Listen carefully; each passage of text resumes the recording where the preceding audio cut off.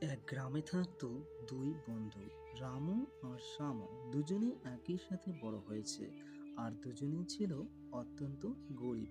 কিন্তু দুজনের জীবন দেখার দৃষ্টিভঙ্গি ছিল একেবারেই আলাদা। শ্যামু সবসময় অভিযোগ করত, আমাদের তো টাকার অভাব, ভাগ্যও খারাপ, আমার জীবন কোনোদিনও বদলাবে না। সে প্রতিদিন হতাশায় দিন কাটাতো, কোনো কাজ শুরু করার আগেই হাল ছেড়ে দিত। অন্যদিকে রামু সবকিছু ইতিবাচকভাবে দেখত। সে ভাবতো, হ্যাঁ, আমি আজ গরিব, কিন্তু আমার হাতে তো সময় আছে, পরিশ্রম করার শক্তি আছে। আমি চেষ্টা করব যাতে আমি আমার জীবন বদলাতে পারি।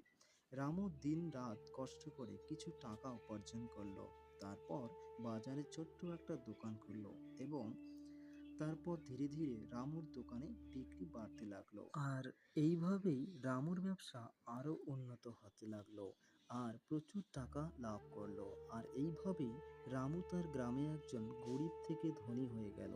আর অন্যদিকে শ্যামু সেই পূর্বের মতোই রয়ে গেল।